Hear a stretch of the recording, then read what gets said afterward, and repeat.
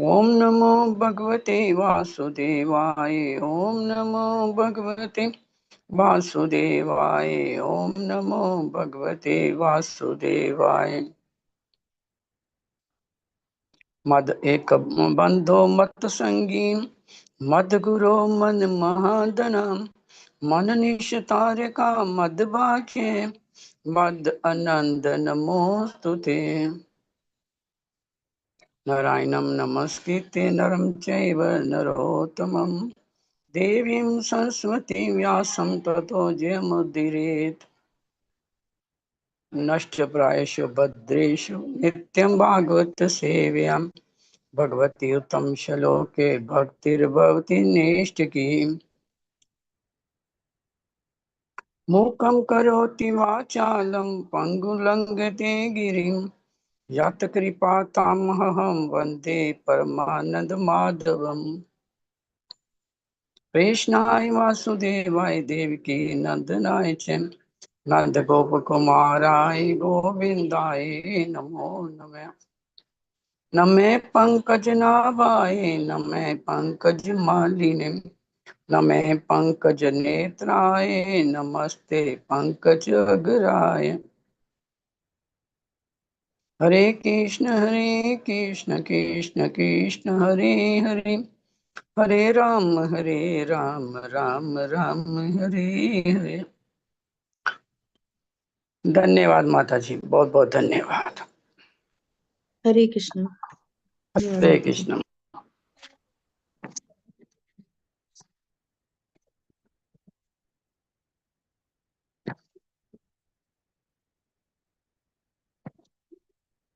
हरे कृष्ण। तो हम लोगों का ये विदुर द्वारा पूछे गए प्रश्न, ये चैप्टर चल रहा है, तीसरा स्कंद, चैप्टर 1।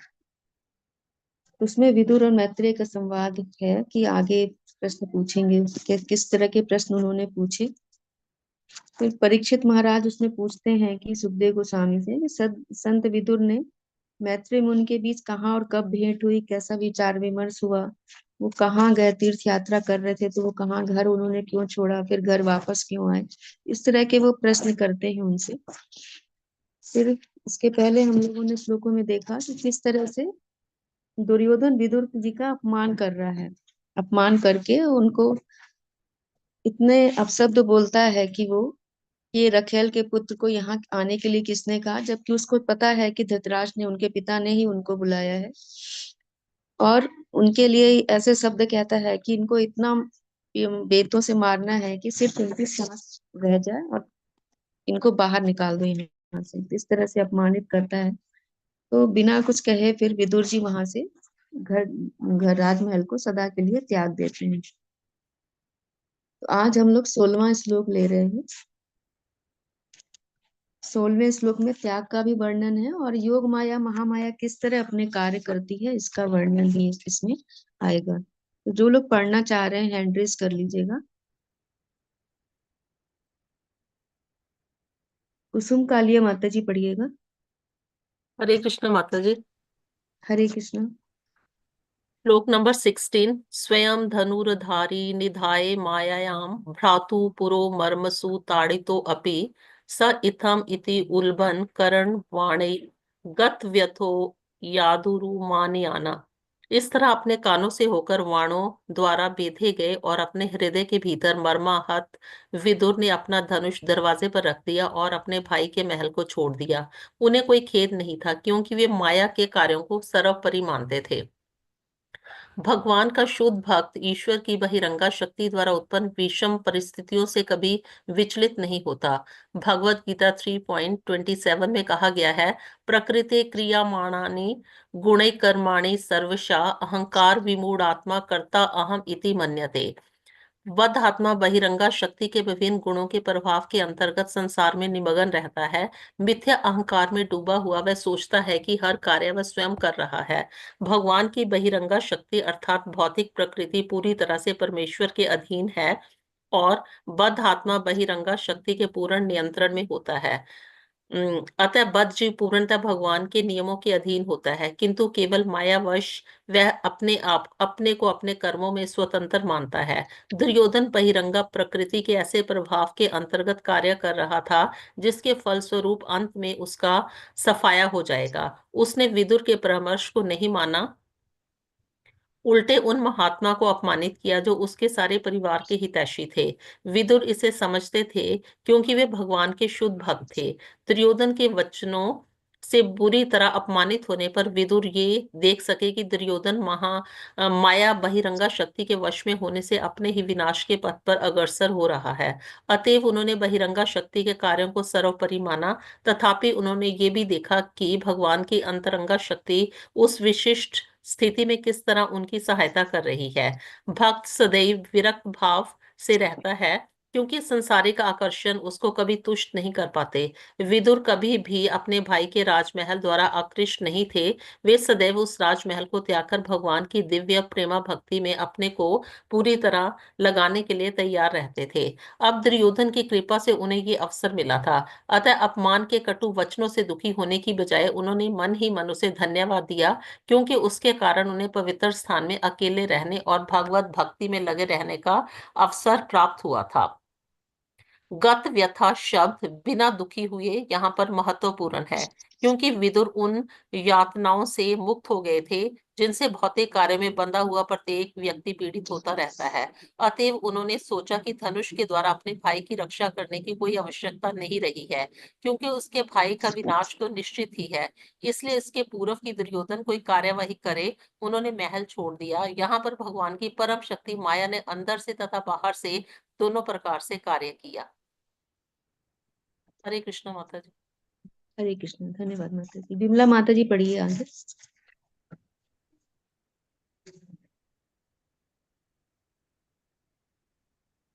विमला माता जी कॉल पे हैं आप? हाँ माता जी, सुन नहीं हाँ, पाई। पढ़िए। हरे कृष्ण माता जी। हरे कृष्ण। स निर्गत है कौरव पुण्य लब्धो, गजा हुआ तीर्थ पद पदानी, अनवाक्यमन पुण्य चिकित्सयो वयम, अधिष्ठ तो यानी शास्त्र मूर्ति है। अपने पुण्य के द्वारा विदुर ने पुण्य आत्मा कौरव के सारे लाभ प्राप्त किए। उन्होंने हस्तिनापुर छोड़ने के बाद अनेक तीर्थ स्थानों की शरण ग्रहण की, जो कि भगवान के चरण कमल है। उच्च कोटि का पवित्र जीवन पाने की इच्छा से उन्होंने उन पवित्र स्थानों की यात्रा की जहाँ भगवान के हजारों दिव्य रूप स्थित है। तात्पर्य: विदुर निसंदेह अति उच्च कोटि के पुण्य आत्मा थे, अन्यथा वे कौरव वंश में उत्पन्न न हुए होते। उच्च कोटि पाना, ऐश्वर्य में होना, उच्च विद्वान होना और शरीर से अति सुंदर होना, ये सब विगत पुण्य कर्मों के फलस्वरूप मिलते हैं, किंतु भगवान की कृपा पाने तथा उनकी दिव्य प्रेम भक्ति में लगे रहने के लिए ऐसी पवित्र वस्तुएं ही प्राप्त नहीं है। विदुर अपने आप को कम पवित्र मानते थे, अतः उन्होंने अधिक पुण्य प्राप्त करने तथा भगवान के निकट पहुंचने के लिए संसार के सभी महान तीर्थ स्थानों की यात्रा करने का निश्चय किया। उस समय यद्यपि भगवान कृष्ण संदेह इस जगत में उपस्थित थे और विदुर तत्काल सीधे उनके पास पहुंच सकते थे, किंतु उन्होंने ऐसा नहीं किया, क्योंकि वे पापों से पूरी तरह मुक्त नहीं हुए थे। जब तक पाप के प्रभाव से पूरी तरह मुक्त न हो लिया जाए, तब तक कोई मनुष्य भगवान के प्रति 100% अनुरक्त नहीं हो सकता है। विदुर को इसका भान था कि कूटनीतिक धृतराष्ट्र और दुर्योधन की संगति के कारण उनका पुण्य समाप्त हो चुका है, अतः वे तुरंत ही भगवान की संगति करने के योग्य नहीं है। भगवत गीता 7.28 में इसकी पुष्टि निम्नलिखित श्लोक में हुई है: एषाम तत्वंत गतम पापम जनानाम पुण्य कर्मणाम ते दुरंद मोह निमुक्ता भजते माँ दृढ़ व्रतः। कंस तथा जरासंध जैसे पापी असुर व्यक्ति सोच ही नहीं सकते थे कि कृष्ण पूर्ण पुरुषोत्तम भगवान अर्थात परम सत्य है। केवल वे जो शुद्ध भक्त है, जो शास्त्रों में निर्दिष्ट धार्मिक जीवन के नियामक सिद्धांतों का पालन करते हैं, अपने को कर्म योग में तत्पश्चात ज्ञान योग में लगा पाते हैं और उसके बाद शुद्ध ध्यान द्वारा विशुद्ध चेतना को समझ सकते हैं। इस चेतना भावनामृत उत्पन्न होने पर मनुष्य शुद्ध भक्तों की संगति का लाभ उठा सकता है। शान मैत्य सेवया विप्रहा पुण्य तीर्थ निषेण मणात, इसी जीवन काल में भगवान की संगति की जा सकती है। तीर्थ स्थान तीर्थ यात्रियों के पापों का निवारण करने के निमित्त होते हैं और शुद्ध जीवन तथा इस साक्षात्कार प्राप्त करने वालों की सुविधा के लिए ये तीर्थ स्थान ब्रह्मांड भर में फैले हुए हैं, किंतु मनुष्य को केवल तीर्थ स्थानों में जाने तथा अपने नियत कर्मों को करने से ही तुष्ट नहीं हो जाना चाहिए। उसे उन महात्माओं से मिलने के लिए उत्सुक रहना चाहिए जो पहले से वहां भगवान की सेवा में लगे हुए हैं। प्रत्येक तीर्थ स्थान में भगवान अपने विविध दिव्य स्वरूपों में वर्तमान रहते हैं। ये स्वरूप हरे कृष्णा माता जी। हरे कृष्ण माता जी। मंजू माता जी पढ़िएगा आगे।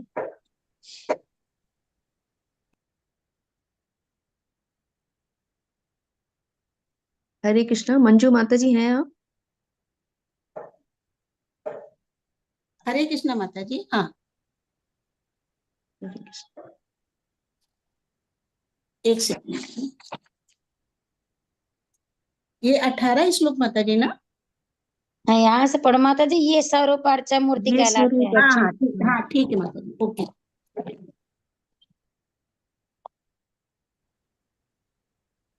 हरे कृष्णा। ये स्वरूप आचार मूर्ति कहलाते हैं, अर्थात श्री भगवान के वे रूप जिन्हें सामान्य व्यक्ति आसानी से समझ सकता है।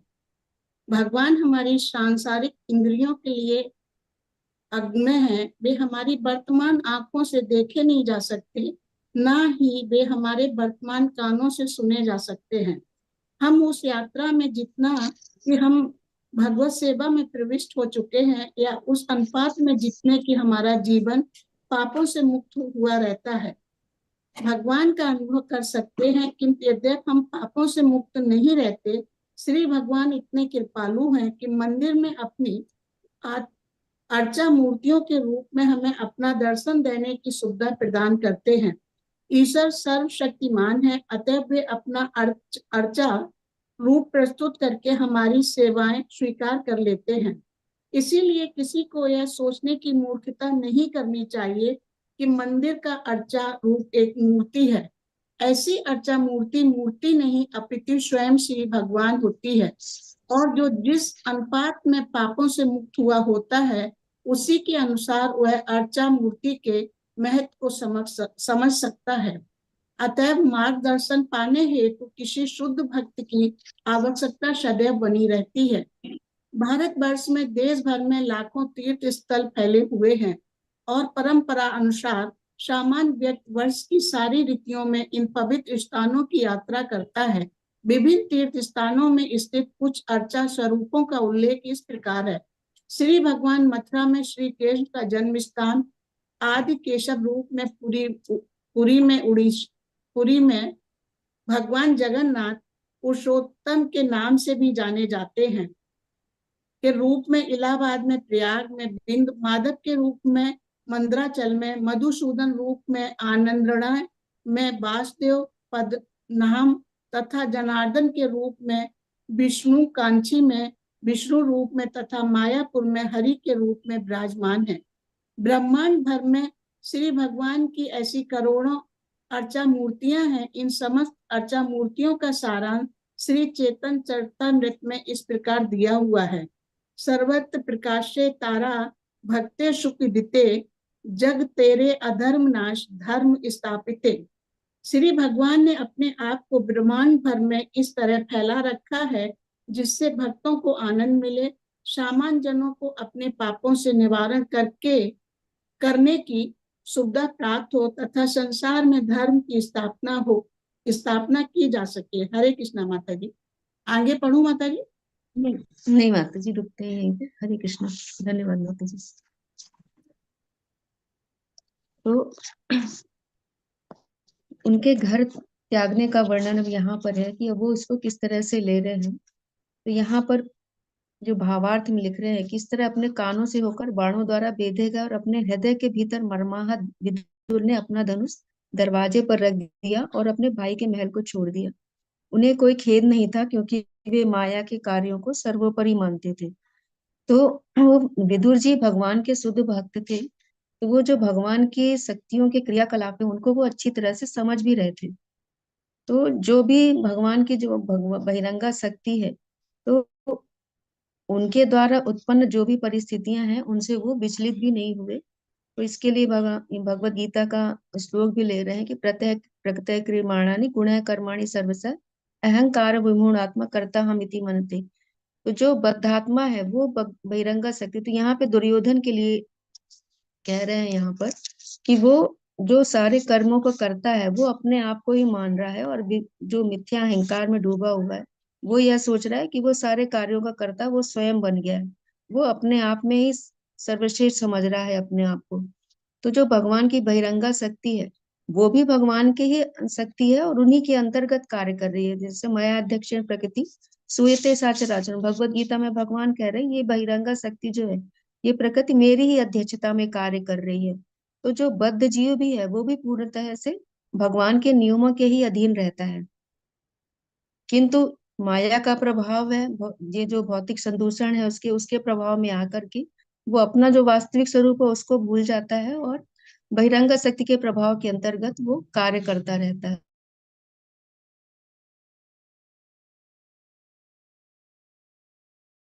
वो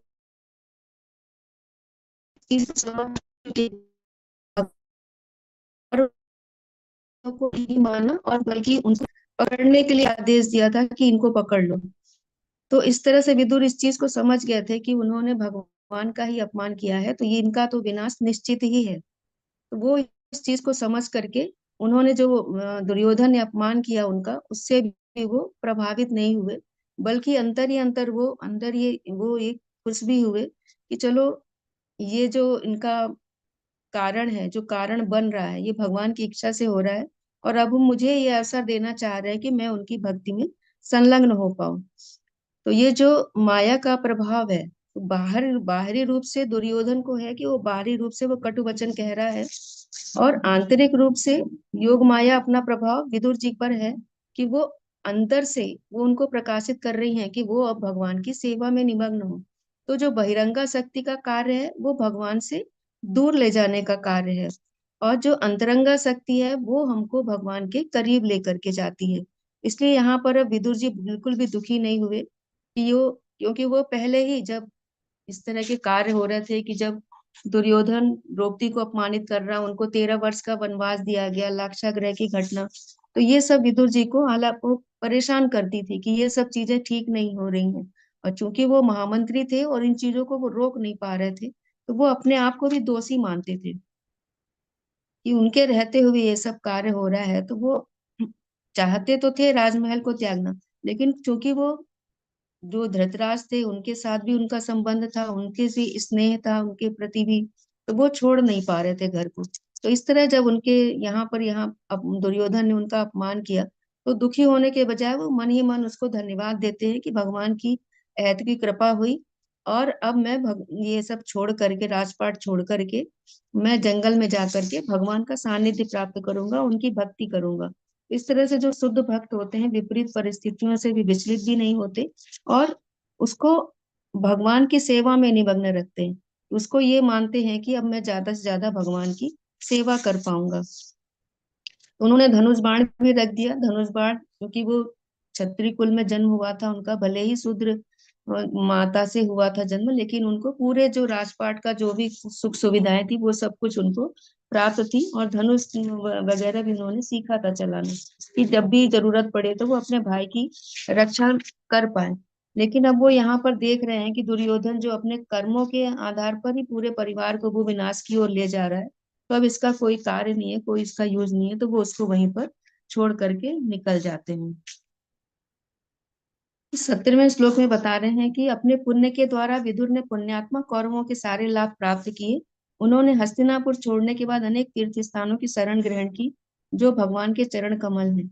उच्च कोटि का पवित्र जीवन पाने की इच्छा से उन्होंने पवित्र स्थानों की यात्रा की जहाँ भगवान के हजारों दिव्य रूप स्थित हैं। तो अपना जो उनको जन्म मिला था तो वो पुण्यों के कारण ही मिला था कि यहाँ पर कौरव कुल में उनका जन्म हुआ, जहाँ पे उनको सारी सुविधाएं मिली हुई थी। तो अब वो हस्तिनापुर छोड़ रहे हैं और यहाँ से ये वो जंगल में जाकर के अलग अलग तीर्थ स्थान पूरे भारतवर्ष में वो भ्रमण करते हैं। और जो अलग अलग तीर्थ स्थान है जो भगवान के चरण कमल के इस हृदय से, वहां जाकर के वो भगवान की भक्ति कर रहे हैं। तो प्रभुपाद जी तात्पर्य में लिख रहे हैं कि विदुर निस्संदेह अति उच्च कोट के पुण्यात्मा थे, अन्यथा वे कौरव वंश में उत्पन्न ना हुए। तो उच्च कुल पाना, तो जो भी हमारे पुण्य कर्म होते हैं तो उसके यहाँ पे गुण बता रहे हैं कि जो उच्च कुल में हमें जन्म मिलता है, विद्वान होते हैं या शरीर से सुंदर होते हैं, तो ये सब चीजें हमको विगत पूर्व जन्म में हमने जो पुण्य कर्म किए हुए हैं उनके इनसे ये सब चीजें भी पर्याप्त नहीं है। हमको भगवान की कृपा पाने के लिए, दिव्य प्रेमा भक्ति पाने के लिए रहना चाहिए कि हमें ज्यादा उत्सुक रहना चाहिए कि हम कैसे भगवान की कृपा पात्र बने, उनकी दिव्य प्रेमा भक्ति को प्राप्त कर पाए। उसके लिए ये सब चीजें होना आवश्यक नहीं है। बहुत ऐश्वर्य भी नहीं है तो भी वो भक्ति कर सकता है, बहुत निर्धन कुल में है, शूद्र कुल में है, कोई परिस्थिति कोई भी चीजें उसको रोक नहीं सकती। भक्ति कोई भी कभी भी कहीं भी कर सकता है। तो यहाँ पर प्रभुपाद जी आत्म तात्पर्य में लिख रहे हैं कि भगवान उस वक्त तो सदैव यहाँ पर उपस्थित थे, लेकिन फिर भी वो उनके पास डायरेक्ट नहीं गए क्योंकि वो अपने आप को अपवित्र मान रहे थे। क्योंकि उन्होंने जो धृतराष्ट्र के कार्य थे, दुर्योधन के कार्य थे, वो सोच रहे थे कि उसमें वो भी सम्मिलित थे, इसलिए वो अपने आप को अपवित्र मान रहे थे, इसलिए वो डायरेक्टली उनके पास नहीं गए, बल्कि उन्होंने तीर्थ यात्रा करके अपने आप को पहले पवित्र करने के लिए सोचा कि मैं पहले पवित्र हो जाऊंगा तब भगवान के पास मैं जाऊंगा। फिर प्रभुपाद जी यहाँ पर भगवत गीता का श्लोक ले रहे हैं कि जो कंस और जरासंध जैसे पापी असुर व्यक्ति हैं कि वो लोग ये समझ ही नहीं पाते कि भगवान पूर्ण पुरुषोत्तम भगवान है। जैसे दुर्योधन के सामने भी आया है तो वो भगवान को भगवान नहीं समझा, जबकि आचार्य बताते हैं कि उसको ऐसा लग रहा था कि अंदर से कोई उसको रोक रहा है कि ये सब चीजें मत करो, लेकिन वो क्योंकि अहंकार के प्रभाव में था तो वो उन कार्यों को करता चला गया। तो उनके सामने भगवान भी अगर आ जाते हैं, पापी असुरों के सामने भी, तो भी वो लोग नहीं पहचान पाते। इस चेतना उत्पन्न होने पर मनुष्य शुद्ध भक्तों की संगत का लाभ उठा सकता है। तो जब उसके अंदर जब भक्तों का संग मिलता है, जब वो इस तरह के कर्म यानी कि पुण्य कर्म उसके इकट्ठे होते हैं, जागृत होते हैं, तब भक्त उनके पास पहुंचते हैं और शुद्ध भक्तों की वो संगति उठा सकते हैं और अपने जो जीवन है उसको सार्थक कर सकते हैं। तीर्थ स्थान तीर्थयात्रियों के पापों का निवारण करने के निमित्त होते हैं। तो जो हम लोग तीर्थ यात्रा करते हैं तो वहां पर पूरी तरह से भगवान की लीलाएं होती हैं। तो वहां पर जाकर के जब हम जाते हैं तो वहां पर हमारा जो उद्देश्य होना चाहिए कि वहां पर जाकर के अभी हम भक्तों का संग कर पाए। सिर्फ ऐसा नहीं है कि तीर्थ स्थल गए, भगवान का दर्शन किया और वापस आ गए, या वहां की ब्यूटी को देखा और इस तरह से वापस आ गए। कोशिश यही हमारी होनी चाहिए कि जो वहां की भगवान की लीलाएं हैं उनको हम सुने, भक्तों के मुख से उनके बारे में सुने, भगवान के विषय में ज्यादा से ज्यादा श्रवण करें। इस तरह से फिर हमारा चेतना का शुद्धिकरण होता है। तो तीर्थ स्थानों का मेन उद्देश्य यही होता है कि वो जो हृदय है उनके तीर्थ यात्रियों की उनको शुद्ध कर पाए। तो भगवान के जो अलग अलग तीर्थों में अर्चा विग्रह भी हैं, तो ये अर्चा मूर्ति कहलाते हैं। लेकिन ये सामान्य व्यक्ति तो ठीक है, उनको अर्चा विग्रह के रूप में देख रहा है, लेकिन उसको ये भी समझना चाहिए कि ये अर्चा विग्रह सिर्फ मूर्ति ही नहीं है, ये भगवान का अर्चा विग्रह अवतार है। ये भगवान और इनमें कोई अंतर नहीं है, ये अभिन्न है। तो हम लोग तो उनको अपनी जो इंद्रियां हैं उनसे हम देख सुन नहीं सकते, समझ नहीं सकते उनको, लेकिन जो भक्त हैं, भगवान के भक्त हैं, शास्त्र हैं, जिन्होंने भगवान का अनुभव किया हुआ है, उनका जब हम संग करते हैं तो उनके द्वारा हम समझ पाते हैं कि हाँ भगवान कौन है और अर्चा विग्रह का महत्व क्या है। तो भगवान ने अर्चा विग्रह के रूप में प्रस्तुत होकर के हमको एक मौका अवसर दिया है कि हम वो उनसे हमारी सेवाएं ले पाए। तो इस तरह से अर्चा विग्रह को हमें एक मूर्ति ही नहीं समझना है, वो भगवान का ही अवतार है। भगवान ने इतना कृपा की है हम पर कि उस माध्यम से वो हमारी सेवाएं लेते हैं। अतएव मार्गदर्शन पाने के लिए किसी शुद्ध भक्त की आवश्यकता सदैव बनी रहती है। तो जब भी हम कहीं भी जा रहे हैं, तो तीर्थ स्थल पूरे हमारे भारतवर्ष में ही फैले हुए हैं, तो वहां पर जब भी हम जा रहे हैं तो कोशिश हमारी यही रहनी चाहिए कि शुद्ध भक्तों के संग में जाए और भक्तों से हम श्रवण करें। श्रवण करने से ही हमारे चित्त का शुद्धिकरण होगा। तो यहाँ पर अलग अलग विवरण है कि कहाँ कहाँ पर किस रूप में भगवान का वहां पे विग्रह विद्यमान है। तो जो पूरा ब्रह्मांड है वहां भगवान की अलग अलग अर्चा विग्रह इसी तरह से फैले हुए हैं। भगवान ने अपने अपने आप को पूरे ब्रह्मांड में फैला रखा है कि जिससे कि जो सामान्य जन है, जो हमारे अशुद्धियां हैं, वो सब दूर हो जाए और हम फिर से इस संसार में मतलब धर्म की स्थापना भी हो पाए और हम अपना जो मूल उद्देश्य है उसको हम प्राप्त कर पाए। हरे कृष्णा। और किसी को कुछ ऐड करना हो इसमें तो ऐड कर सकते हैं।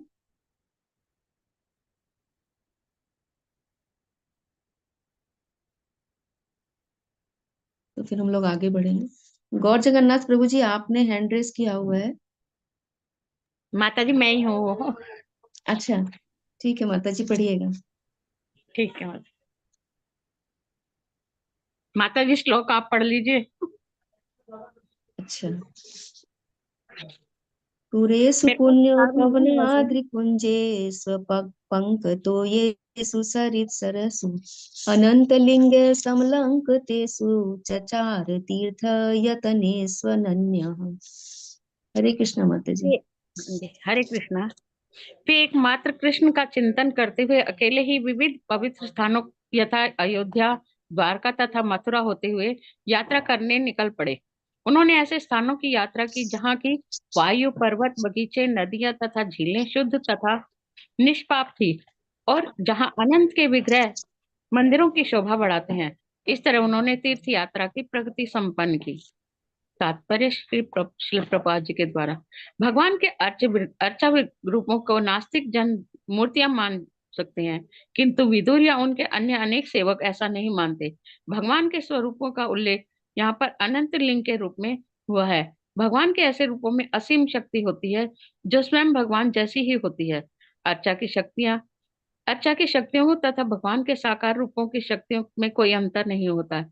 यहाँ पर पत्र पेटी, पोस्ट बॉक्स तथा डाकघर, पोस्ट ऑफिस का उदाहरण लागू होता है। शहर भर में लगी छोटी छोटी पत्र पेटियां में सार्वजनिक डाक व्यवस्था के समान ही शक्ति होती है। डाकघर का कार्य पत्रों का एक स्थान से दूसरे स्थान तक पहुंचाना है। यदि कोई व्यक्ति सार्वजनिक डाकघर द्वारा मान्य पत्र पेटियों में पत्र डालता है तो पत्र ले जाने का कार्य निश्चित रूप से संपन्न होता है। इसी तरह अर्चा मूर्ति भगवान के साक्षात उपस्थिति होने जैसी असीम शक्ति प्रदान कर सकती है। इसलिए विदुर को विविध अर्चा विग्रहों के अर्चा रूप में कृष्ण के अतिरिक्त कुछ भी नहीं दिखा और अंततः वे एकमात्र कृष्ण का साक्षात्कार कर सके, अन्य किसी का नहीं। हरे कृष्णा माता जी। हरे कृष्ण। सीधावन माता, तो माता जी पढ़िएगा। हरे कृष्णा। हरे कृष्णा माता। गाम पर्यटन मेद्य विभक्त वृत्ति सदा अपलुत अदय शयन अवधूत अलक्षित स्वै अवधूत वेश व्रतानि चेरे हरितोषनानि। इस तरह पृथ्वी का भ्रमण करते हुए उन्होंने भगवान श्री हरि को प्रसन्न करते हुए करने हेतु कृत कार्य किए। उनकी वृत्ति शुद्ध एवं स्वतंत्र थी। वे पवित्र स्थानों में स्नान करके निरंतर शुद्ध होते रहे। यदि वे साधु के वेश में थे, ना तो उनके बाल संवरे हुए थे, ना ही लेटने थे उनके पास बिस्तर था। इस तरह वे अपने तमाम पारिवारिक जनों के अदृश्य रहे। तात्पर्य प्रभुपाद, तीर्थ यात्री का सर्व प्रमुख कर्तव्य कृत कार्य भगवान श्री हरि को प्रसन्न करना है। तीर्थ यात्री के रूप में यात्रा करते समय उसे समाज को खुश रखने की चिंता नहीं करनी चाहिए। उसे सामाजिक औपचारिकताओं या वृत्ति या वेश पर निर्भर रहने की आवश्यकता नहीं रहती। उसे सदा श्री भगवान को प्रसन्न करने वाले कार्य में लीन रहना चाहिए। इस तरह विचार तथा कर्म से शुद्ध हुए तीर्थ यात्री तीर्थ यात्रा की विधि से परमेश्वर का साक्षात्कार कर सकता है। हरे कृष्ण माता जी। हरे कृष्ण। धन्यवाद। धन्यवाद माता जी। तो अब विदुर जी जितने भी ब्रह्मांड भर में जो तीर्थ स्थल फैले हुए हैं उनका भगवान का ही चिंतन करते हुए अकेले ही विविध तीर्थ स्थानों के अयोध्या, द्वारका, मथुरा होते हुए निकल पड़े। वो अलग अलग तीर्थ स्थानों की यात्रा कर रहे थे। ऐसे स्थानों की यात्रा की जहाँ वायु, पर्वत, बगीचे, नदियां तथा झीलें शुद्ध तथा निष्पाप थी, जहाँ अनंत के विग्रह मंदिरों की शोभा बढ़ाते हैं। तो जब हम भी तीर्थ स्थानों को अगर देखें तो वहाँ की जलवायु भी बहुत अच्छी होती है और रमणीय स्थल रहते हैं। जैसे चित्रकूट वगैरह भी आप जाइए तो वहाँ पे बहुत अच्छे दर्शन होते हैं। तो हम लोग तो बचपन से ही उधर जाते आते रहे हैं, लेकिन उस वक्त भाव ऐसा नहीं होता था कि चित्रकूट में हम लोग भगवान की प्रेजेंस का अनुभव कर पाए। तो सतना में रहने पर वो पास में ही पड़ता था, तो हम लोग अक्सर ही वहां जाते थे। सुंदर खूबसूरत बहुत लगता था, लेकिन उस वक्त वो ऐसा चिंतन ही नहीं था कि उन चीजों को हम लोग महसूस कर पाते। जबकि हम लोगों को मिलता था, वहां सानिध्य मिलता था, छोटे थे हम लोग। तो जो रामभद्राचार्य जी हैं तो वहां तक भी हम लोग गए हैं, उनका भी जो आश्रम रहता था, तो अक्सर ही हम लोग का वहां जाना होता था पिताजी के साथ। तो ये सब बहुत ही रमणीय स्थान होते हैं। बद्रीनाथ, केदारनाथ, ये सब चीजें जगह भी हम लोग देखें तो बहुत अच्छी जगह होती हैं, जहाँ की वायु बहुत शुद्ध होती है। और वहां के जो भी विग्रह हैं वो सब मंदिरों की शोभा भी बढ़ाते हैं। इस तरह उन्होंने तीर्थ यात्रा की प्रगति संपन्न की। तो भगवान के जो अर्चा विग्रह हैं, तो जो नास्तिक जन है वो सिर्फ मूर्तियों को देखते हैं कि ये सिर्फ मूर्ति है और मूर्ति का ही भाव उनका रहता है। वो कभी भी ये नहीं समझ पाते कि ये अर्चा विग्रह के रूप में भगवान स्वतः हमारी सेवा लेने के लिए यहाँ पर प्रेजेंट है। तो इस तरह से वो कभी भी भगवान को समझ नहीं पाते। लेकिन जो भगवान के भक्त हैं वो समझते हैं कि ये अर्चा विग्रह और भगवान में और उनमें कोई अंतर नहीं है। तो जो भी हम सेवा अर्पित कर रहे हैं वो इनके माध्यम से भगवान को डायरेक्टली जा रही है। यहाँ पर प्रभुपाद जी पत्र पेटी का भी उदाहरण ले रहे हैं कि जो पहले रेड कलर का बॉक्स होता था पोस्ट ऑफिस वाला, वो पहले देखते थे तो वो एक प्रमाणित होता था कि उस पे अगर हमने डाला है, कोई भी पोस्ट हमने डाली है तो निश्चित रूप से अपने गंतव्य को पहुंचेगी, क्योंकि वो प्रमाणिक है, सरकार द्वारा प्रमाणित की गई है। उसी तरह से भगवान के द्वारा ये जो अर्चा विग्रह है उसको प्रमाणित किया गया है। अगर हम कोई भी सेवा, कोई भी भाव उनको अर्पित कर रहे हैं तो वो निश्चित रूप से भगवान के पास जाता ही है। तो जो भी अर्चा मूर्ति है भगवान के साक्षात, जैसे भगवान यहाँ पे साक्षात उपस्थित हो, उसी तरह से वो भी असीम शक्ति हमको प्रदान करती है। तो ऐसा नहीं है कि भगवान की मूर्ति और भगवान में कोई अंतर है। तो इसलिए जो विदुर हैं तो वो जितने भी विविध रूप दिख रहे हैं वहां पर, भले ही स्वरूप उनका अलग अलग है, लेकिन सब में जो विदुर जी हैं उनका चिंतन सिर्फ कृष्ण ही है, उनका चिंतन। तो वो हर जगह, हर मूर्ति पे वो भगवान का ही साक्षात्कार कर रहे हैं। अन्य किसी के दर्शन उनको नहीं हो रहे, सिर्फ वो भगवान कृष्ण के ही दर्शन कर रहे हैं। 19वें श्लोक में बता रहे हैं कि इस तरह पृथ्वी का भ्रमण करते हुए उन्होंने भगवान हरि को प्रसन्न करने के लिए कृत कार्य किए। तो सुभकृष्ण दास प्रभु जी का जब लेक्चर सुन रहे थे तो उन्होंने बताया कि इस तरह से उन्होंने 35 वर्षों तक पूरा पृथ्वी पे भ्रमण किया। उनकी वृत्ति शुद्ध एवं स्वतंत्र थी। वे पवित्र स्थानों में स्नान करके निरंतर शुद्ध होते रहे। यद्यपि वे अवधूत वेश में थे, ना तो उनके बाल संवरे थे, ना ही लेटने के लिए उनके पास बिस्तर था। इस तरह वे अपने तमाम परिजनों से अलक्षित रहे। अलक्षित होने का मतलब है कि वो किसी के द्वारा पहचाने ना जाए। उन्होंने अपना वेश बिल्कुल अवधूत वेश जैसा बना रखा था। दाढ़ी नहीं बनी, बाल नहीं बने हुए हैं, बाल लंबे हो गए हैं, जटा जैसे हो गए हैं, लेटने के लिए उनके पास बिस्तर नहीं है, इस तरह से अवधूत वेश धारण किए हुए हैं। तो चूंकि वो विदुर जी कोई सामान्य व्यक्ति नहीं थे, पृथ्वी का जो साम्राज्ञी है, सम्राट है, उनके ही वहां पर वो मंत्री थे, तो उनको तो सभी लोग पहचानते थे। इसलिए उन्होंने ऐसा वेश धारण कर रखा था कि किसी के द्वारा वो पहचाने ही ना जाए। इस तरह वो अलग अलग जगहों पर जहां भी वो जाते वो स्नान अवश्य करते। इस तरह से वो निरंतर शुद्ध हो रहे थे। प्रभुपाद जी तात्पर्य में लिख रहे हैं कि तीर्थयात्री का सर्वप्रमुख कर्तव्य कृत कार्य भगवान हरि को प्रसन्न करना है। तो जो हमारा सबसे प्रमुख कार्य है कि भगवान को प्रसन्न करना, और भगवान कैसे प्रसन्न होगा ये हमें शुद्ध भक्त बताते हैं।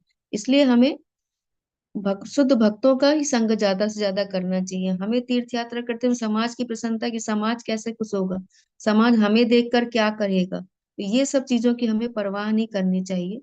हमें ज्यादा से ज्यादा भगवान का चिंतन, भगवान की सेवा, उनको प्रसन्न करने के जो कार्य हैं उनमें लीन रहना चाहिए।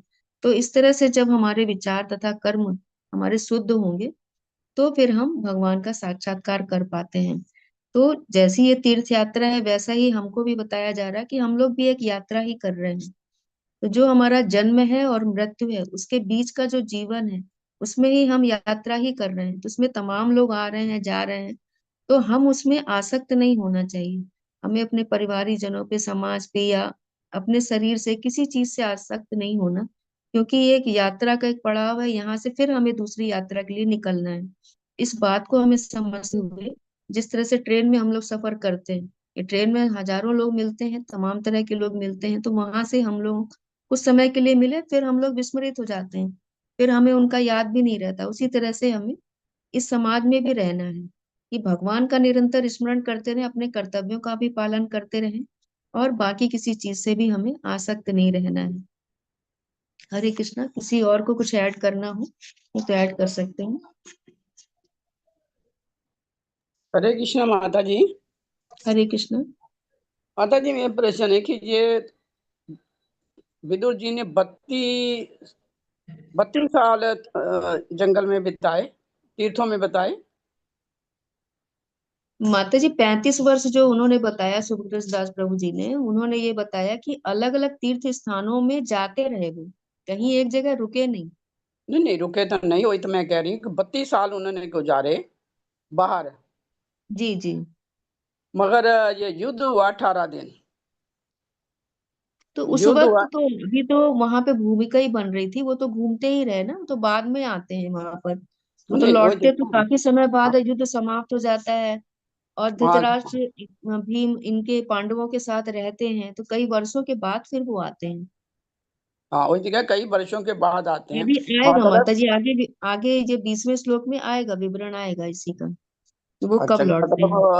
उनको 32 साल हो गए थे युधिष्ठिर को राज करते हुए, तो अब उसके बाद ये ये आए। बहुत डिटेल उन्होंने नहीं बताया। 35 वर्ष उन्होंने बताया कि उन्होंने भ्रमण किया था पूरे ब्रह्मांड, हम्म पूरे विश्व का, पूरी पृथ्वी हम्म का भ्रमण किया, अलग अलग तीर्थ स्थानों पर गए वो।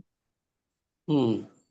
हरे कृष्णा माता जी, दूसरे स्कंद में बताया गया है ना कि फिर वो आए और उन्होंने धृतराष्ट्र को समझाया कि वन की ओर चलो, क्या तुम यहाँ हो। जी वो द्वितीय आगे स्कंद में है आएगा ये, माता जी, द्वितीय आगे स्कंद। आएगा कि हम लोगों को थोड़ा ये सा द्वितीय वेट स्कंद करना है। है माता जी, द्वितीय स्कंद में नहीं जी बताया। नहीं, नहीं, वो हाँ, स्टोरी वो तो तो आएंगी बताया ना। माता जी, वो तो मालूम पड़ा कि पहले जी दूसरे अध्याय में बताया, पर भी जी अभी मैं जी। 35 वर्ष का सुन के थोड़ा हुई थी हाँ हाँ, वो। ठीक है माता जी, ठीक। कालीचरण प्रभु जी। हरे कृष्ण माता जी। हरे कृष्ण।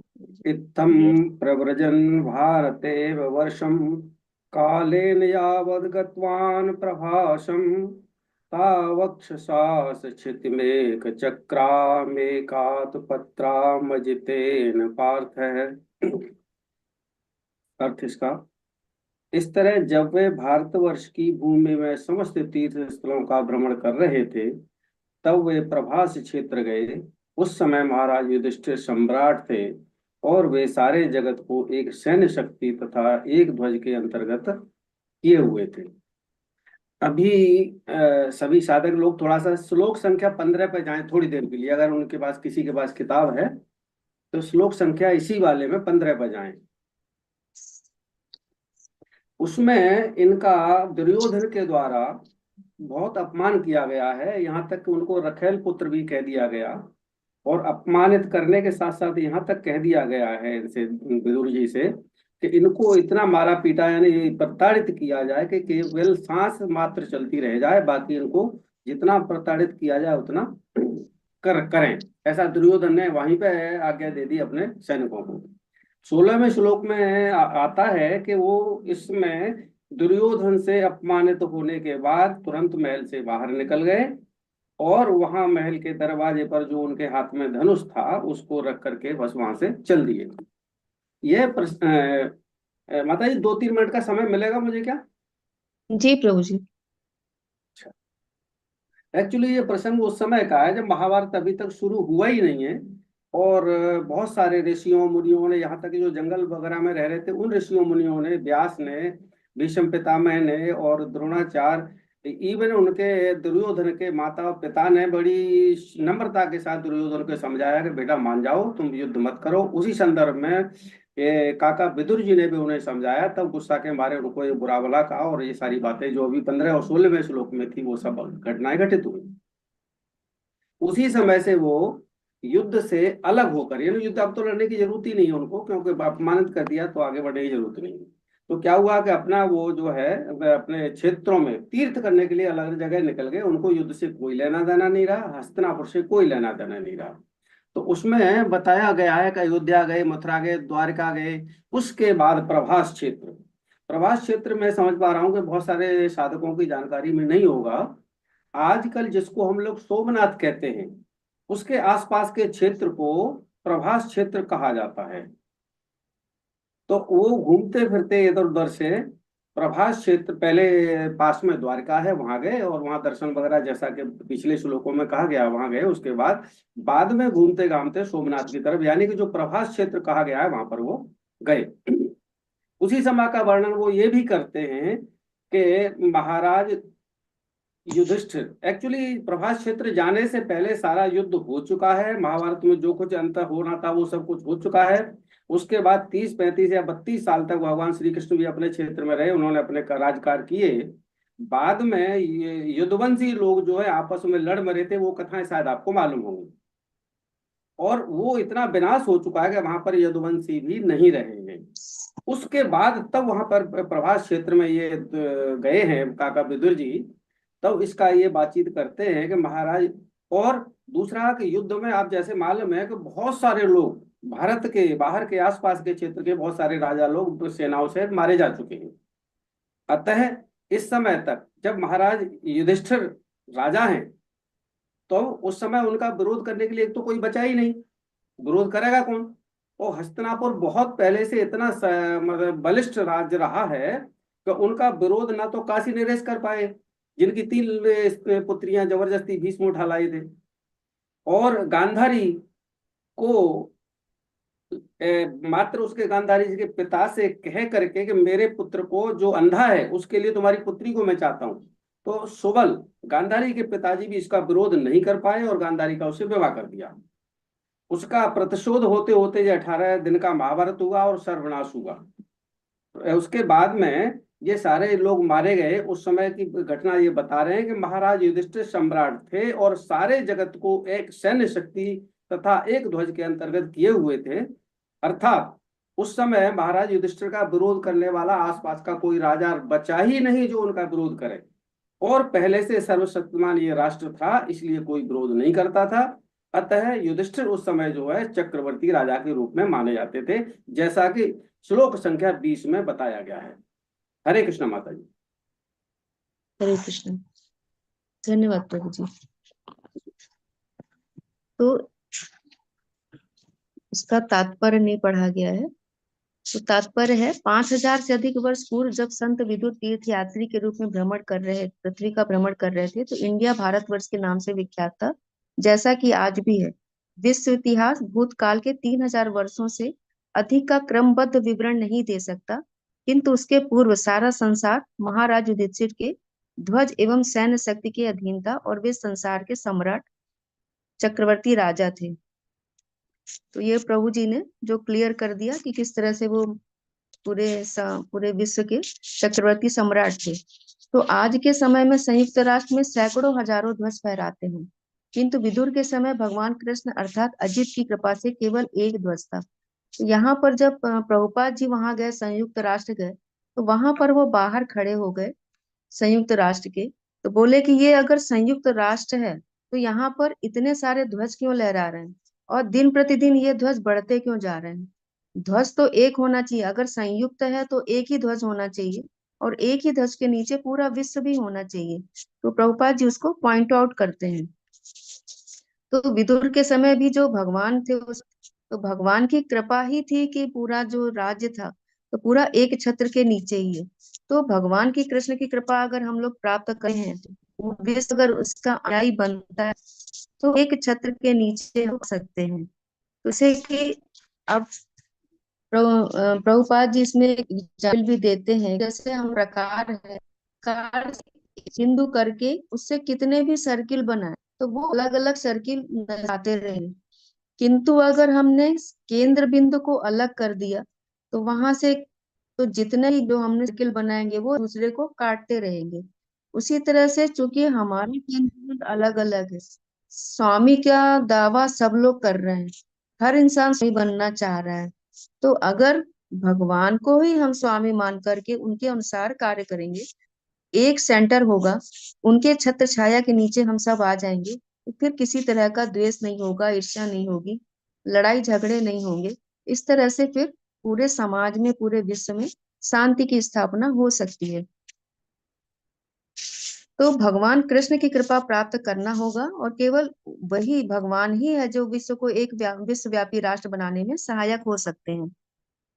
भाव यही होना चाहिए कि हम लोग सब कृष्ण के सेवक हैं और एकमात्र कार्य हमारा है कि भगवान को प्रसन्न करना। तो भगवान को प्रसन्न करने के लिए अगर हम कोई कार्य कर रहे हैं तो यानी कि जितनी भी जीवात्माएं हैं हम उन सबको प्रसन्न करने के लिए फिर कार्य करते हैं। तो हमें ज्यादा से ज्यादा ये कोशिश करनी है कि भक्तों से हमारी मैत्री हो। जो द्वेषी है उनसे भी हमें द्वेष नहीं करना, भले ही वो हमारे लिए कोई गलत भावना रख रहे हैं, लेकिन हमें उनसे भी झगड़ा नहीं करना, उनका भी प्रेम प्राप्त करना है, उनसे भी प्रेम करना है और कोशिश करना है कि वो भी भगवान की वाणी को समझे।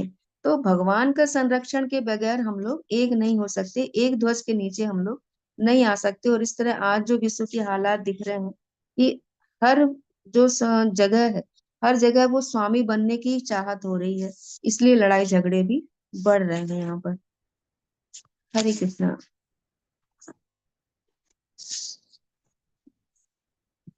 एक श्लोक और ले सकते हैं, टाइम है अभी।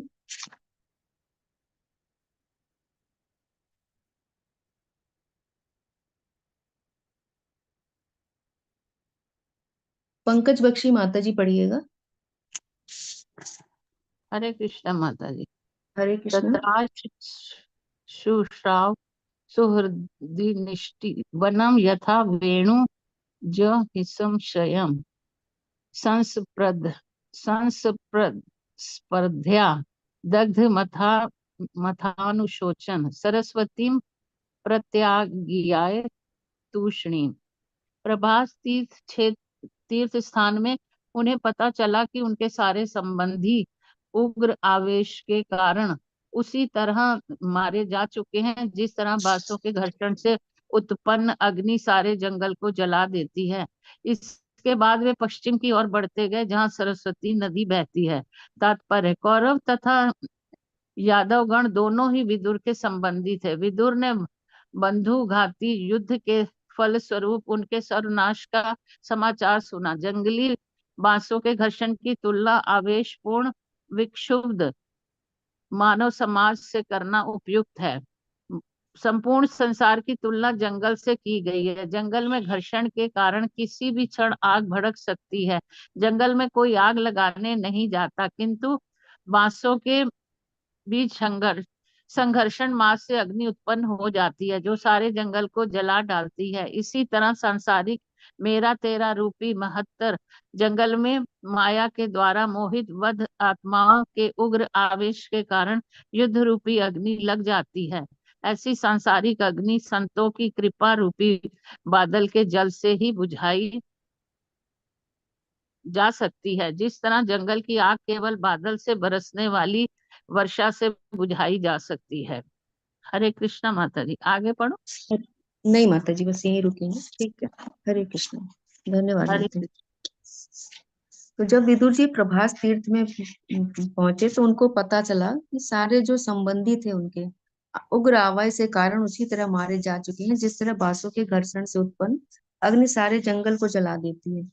तो बांसों के घर्षण से यहाँ पे उपमा क्यों ली गई है कि वो बांस बांस से ही रगड़ खाते हैं, और वहां अग्नि उत्पन्न होती है और जंगल को जलाने लग जाती है। उसी तरह से एक ही परिवार के सदस्य आपस में ही लड़ करके वहां पर मारे गए थे, चाहे यादव गण हो या कौरव वंश हो, इसी तरह से उनका विनाश हुआ था। तो आज भी जो संपूर्ण संसार की जो तुलना की गई वो जंगल से ही की गई है, कि आपस में ही ये लोग लड़ रहे हैं।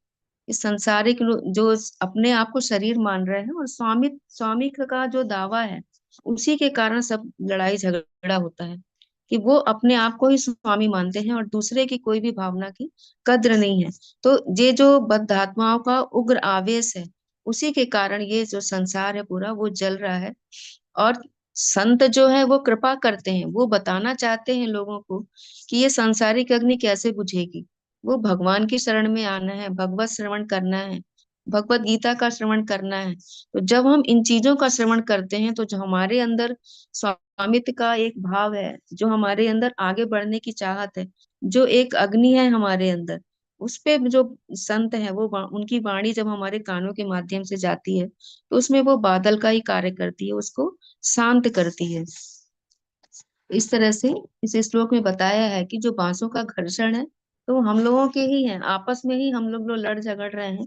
उसी के कारण ये संसार की जो आज स्थिति है वो ऐसी हो गई। अगर हम भगवान को सेंटर में रख लेंगे, सारे कार्य उनकी इच्छा अनुसार करेंगे, तो फिर इस तरह के कोई कार्य नहीं होंगे और हम लोग सुख और संपन्नता के साथ रह सकते हैं। हरे कृष्णा। किसी को और कुछ ऐड करना हो या कोई क्वेश्चन हो, किसी का जिज्ञासा हो, बोल सकते हैं। हरे कृष्ण माता जी। हरे कृष्ण। इलाहाबाद में ऐसा पहले से भी बताया जाता है और हम सब लोग रोजाना भी सुनते हैं, करीब करीब गंगा यमुना सरस्वती तीनों का मेल इलाहाबाद में हुआ है।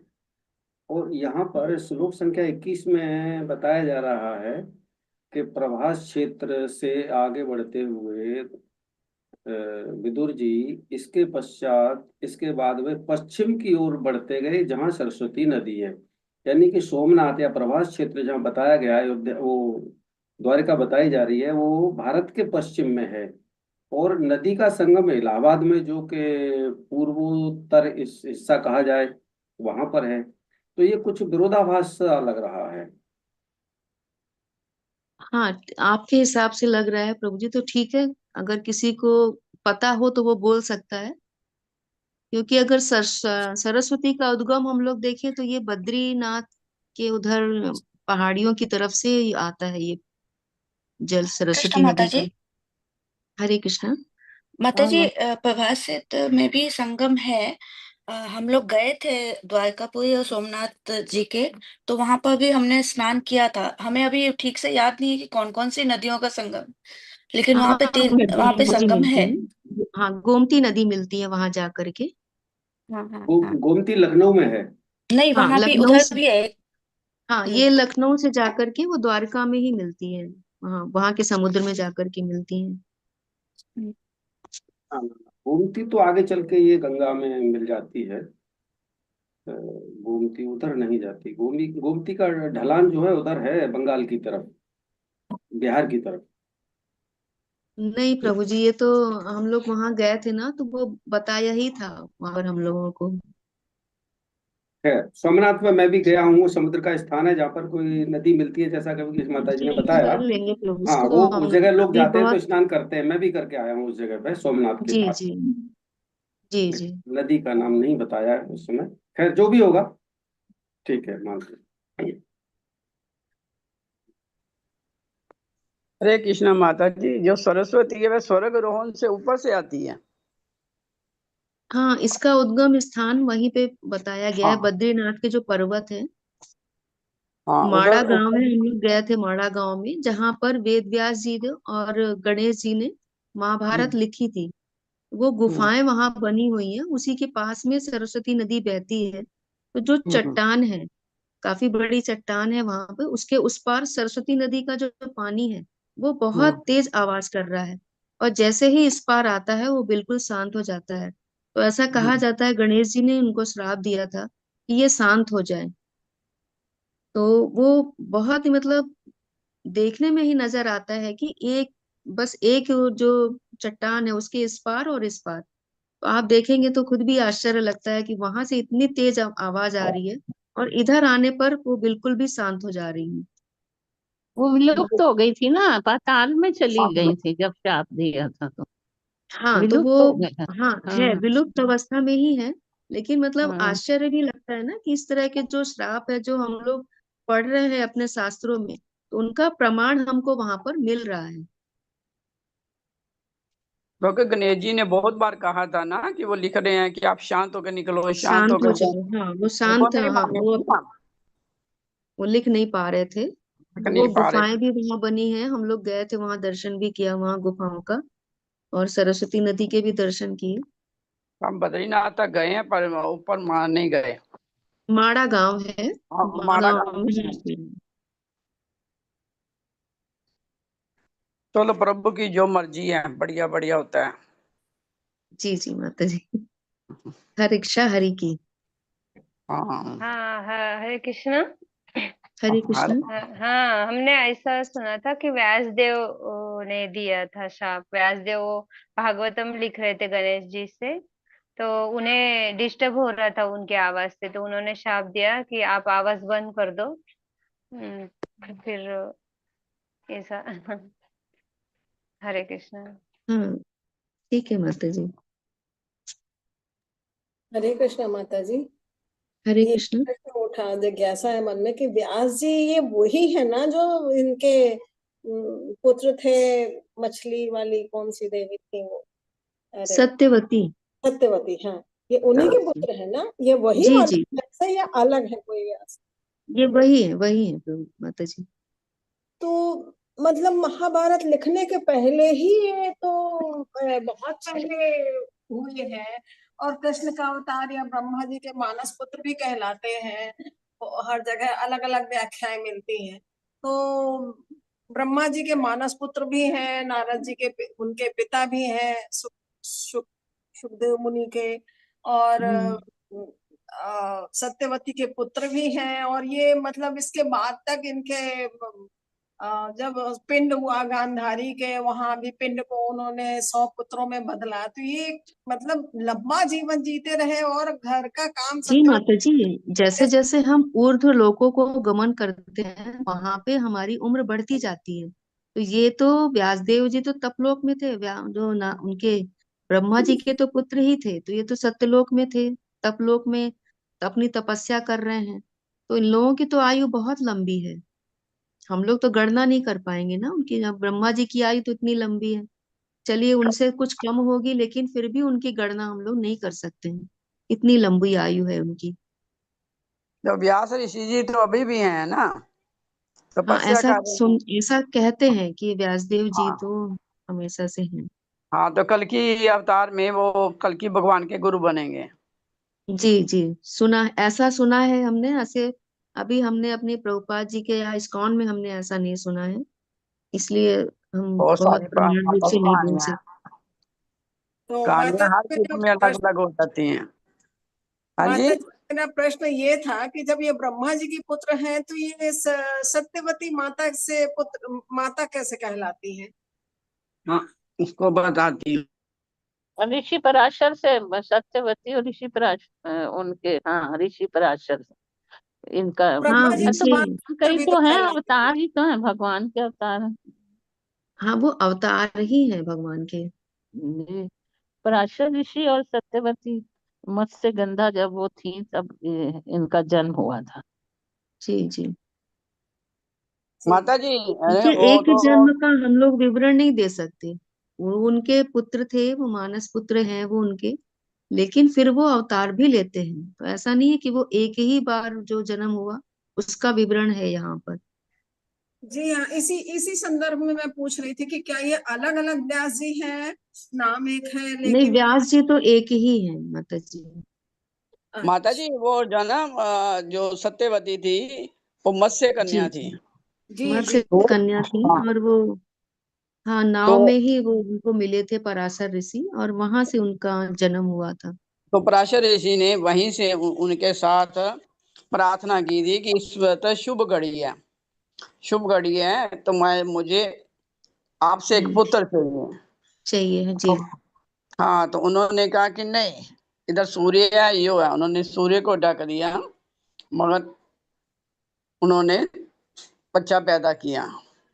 तो कहते ये बच्चे से पैदा होने पर भी तुम कुंवारी रहोगी। तो जी वही जी सत्यवती है, वही सत्यवती है, और उसने वो जी जी। बच्चा बाद में छोड़ ये दिया। बच्चा जब पैदा हुआ ब्यास जी, तो इनको कहाँ इन्होंने छोड़ दिया या फिर कैसे पले बड़े? जंगल में तो बताया हुआ है, हाँ, बाहर जंगल में कहीं छोड़ दिया इन्होंने, या किसी ऋषि को दे दिया होगा। ये ये बहुत ज्यादा बोला उन्होंने। विवरण नहीं है माता जी इनके बारे में, हाँ ऐसा हाँ, इतना है। तो उसके बाद तब आए जब सत्यवती के तीनों पुत्रों में तीनों बहुओं में संतान पैदा नहीं हुई।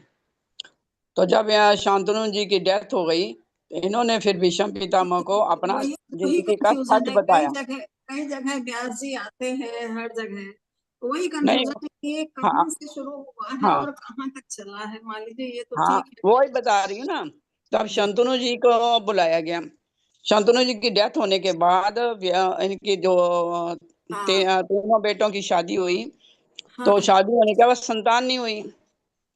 संतान नहीं होने से तो इन्होंने फिर व्यास ऋषि जी को अपना अपना वेद सत्यवती ने भीष्म पिता को बताया कि मेरा ये कुंवारे होते का एक बेटा है, तो व्यास ऋषि जी, तो तुम उनको लेके आओ।